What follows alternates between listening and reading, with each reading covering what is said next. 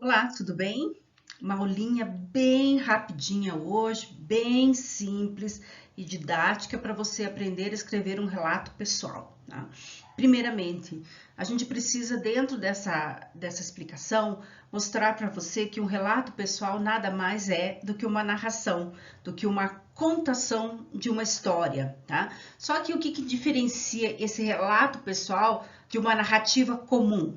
A narrativa comum nós colocamos muitas informações dentro da narrativa, muitos detalhes. O relato pessoal não, ele é mais enxuto. Então você vai contar de uma forma mais simples, sem tantos detalhes. Não precisa acrescentar muita descrição, né? Você não vai descrever um personagem, uma personagem com muitos detalhes. Vamos supor que a personagem que precisa ser descrita é uma pessoa idosa. Basta que você escreva um idoso ou uma pessoa idosa, uma mulher idosa ou um homem idoso. Numa narração normal, essa comum, você colocaria algumas informações maiores, com maiores detalhes. Por exemplo, é alto, é magro, ou ele anda curvado, com roupas assim, mais velhas, com cabelos brancos ou com falta de cabelo, com muitas rugas, né? No relato não precisa, basta dizer que é uma pessoa idosa. Vamos pegar uma situação um pouquinho mais corriqueira do dia a dia. Vamos supor que seja um relato dentro da área policial. O que você vai narrar? Um policial ou uma policial apenas. Não precisa dizer qual é a roupa a cor da farda, não há necessidade de dizer se estava com algum cap, né, ou algum boné, ou alguma situação. Então, não há necessidade de dizer que era moreno, que era louro, a não ser que seja uma questão que trate que sejam questões raciais. Aí sim, aí você pode descrever qual seria a etnia, então, dessa pessoa. Mas caso contrário, não há a menor necessidade, tá? Então, o relato pessoal tem essa característica de ser um texto mais enxuto, mais fácil de ser lido, tá? Com menos detalhes, mas por incrível que pareça, com mais informações, né? Ele tem menos detalhes, mas ele se dá uma informação mais ampla, né? Mais ou menos quando a gente fala assim daqueles fofoca, né? Eu digo que fofoca tem um nome mais bonito, né? Relato da vida alheia, tá? Então, mais ou menos assim. Então, o que você tem que pensar em relação a essa questão? Tá? A gente tem dentro do relato pessoal algumas características que são muito importantes, tá? Primeiro, vai buscar narrar algo, uma experiência vivida. Isso quer dizer o quê? Que os verbos que são utilizados nesse relato, eles estão no passado. Então, é uma experiência que já aconteceu, não é nada que você vai narrar que vai acontecer no futuro, muito menos você narra um relato de presente. Não, é do passado. Então a gente precisa, eu coloquei aqui de forma bem descritiva, mas quando a gente fala em descrição, não é a descrição da personagem, e sim da situação. Então veja que aqui, ó, é uma experiência vivida em determinado tempo e espaço. Isso quer dizer o quê? Que tem a cronologia, o tempo, e tem o local de acontecimento dessa situação. Então, sempre lembrar disso, tá? Claro que por uma questão bem simples, o relato pode ser oral ou escrito, né? Então, quando eu digo que é oral, quando eu falei do relato os relatos da vida alheia, né? Quando você conta algo seu ou de alguém de forma falada, tá? Escrito é quando, então, você vai escrever esse relato numa prova de concurso, de vestibular, tá? Então, normalmente, esse relato, obviamente que ele vai ser escrito, a não ser que você esteja numa situação diferenciada, de atendimento diferenciado, que você vai ditar para alguém que vai escrever, tá? Sempre tem um tema, sempre tem um assunto. A banca vai especificar um assunto. Relate uma situação vivida de tal que tenha acontecido com você. Então, normalmente, o relato pessoal, ele é na primeira pessoa, então, no eu, tá? A gente tem em algumas bancas que pedem um relato de terceiras pessoas, né? De uma terceira pessoa. Não é muito comum isso. A maioria predomina o discurso em primeira pessoa, tá? Contando aquilo que aconteceu comigo. As perguntas que normalmente eu tenho para responder. Professora, eu posso relatar que eu participei de algo junto com outras pessoas? Obviamente que sim. Não é uma situação única, que você está sozinho naquela situação. Geralmente, quando nós estamos em fatos que podem ser narrados, né? Em situações que merecem ser narrados, normalmente nós estamos junto com outras pessoas. Então, dentro do relato, eu posso colocar, então, se há mais pessoas participando daquela situação, obviamente que eu vou escrever, tá? Então, eu sempre vou escrever no passado. Os verbos precisam estar no passado. No passado, detalhar o começo, meio e o fim da situação. Então, eu não posso deixar que isso fique no ar, né? Então, eu tenho que iniciar esse relato, dar a sua continuidade, tá? E aí, finalizar.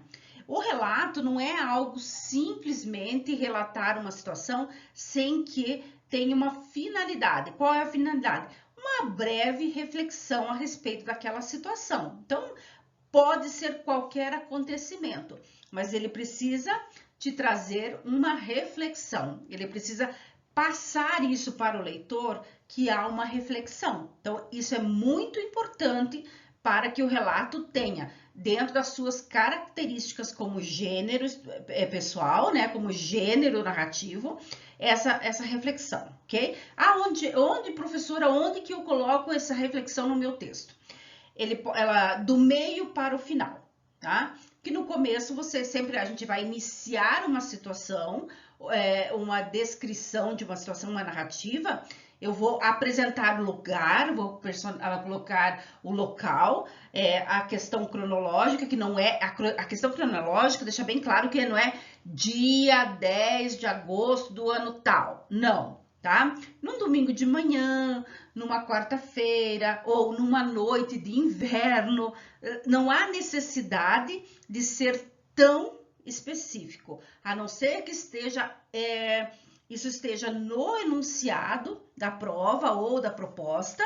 Aí sim, se estiver no enunciado, relata uma situação que tenha acontecido no dia 12 de fevereiro do ano de alguma coisa, tá? Mas isso não acontece. Então, geralmente, são temas assim variados dentro de diversos segmentos. E aí você pode colocar uma manhã de domingo, uma noite de inverno, uma tarde de verão, uma linda tarde de primavera. Não há necessidade de dizer exatamente que dia da semana ou que dia do mês e do ano e que ano aconteceu. Ah, posso, professora, colocar numa situação que eu vou relatar lá dos anos 2010? Ah, sim, pode. Ah, lá no ano de 2000, lá nos idos e meados do ano de 2010, se não me falha a memória. Então, você precisa mostrar como se você estivesse contando uma história, não pode ser muito preciso, né? Então, esses detalhezinhos, escrever um relato, pessoal, é uma dos gêneros mais gostosos e fáceis de fazer. Eu separei aqui, tá? Deixa bem claro, é um modelo que eu tirei da internet, de um relato bem bonitinho, bem simples, para começarmos a pensar em escrever relatos. O importante é que nesse relato, eu inclusive fiz essa escolha pelas possibilidades múltiplas que tem aqui de escrever, inclusive de colocar diálogos que são possíveis dentro do relato. Afinal de contas, nós temos uma narrativa. Olha só, o assunto era infância, não pode esquecer que relato pessoal tem título, tá? Então precisa ter um título curto e que seja chamativo e que mostre sobre o que é que vai ser escrito, ok? Aqui, olha, Quando eu disse especificamente, né, não há necessidade de colocar exatamente o que é. Olha aqui o que eu coloquei como cronológico. Nas manhãs de domingo, olha aqui, ó, tá vendo? Ó, na minha infância, nas manhãs de domingo. Olha o passado, aqui nos verbos. Acordava e ficava, tá vendo? Verbos do passado. Enrolando para levantar, mas quando sentia, veja que os verbos vão estando no passado, aquele cheirinho, e vai comentando, ó, veja que não há muitas informações, apenas assim, ficava enrolando na cama, não dizia se a cama era macia, se o quarto era grande, nada disso, ó. Aquele cheirinho de cookies vindo da cozinha, não tinha dúvida. O que que é? Disse, não precisa descrever que cheiro, que é um cheiro adocicado, algo, não precisa nada disso. Olha, o que que dá mais ênfase? As sensações, né? Aquilo que faz com que você consiga fazer com que o teu leitor preste atenção no seu relato e que sinta por ele mesmo, desenvolva o imaginário, tá? Então, olha, pulava da cama, salivando, de vontade de comer aquela delícia da minha mãe, tá vendo? Aquela delícia, um cookie, pronto. Não digo nada mais além disso. Então, sempre assim, olha, minha mãe olhava-me com um largo sorriso e dizia, olha aqui, acordou cedo por quê?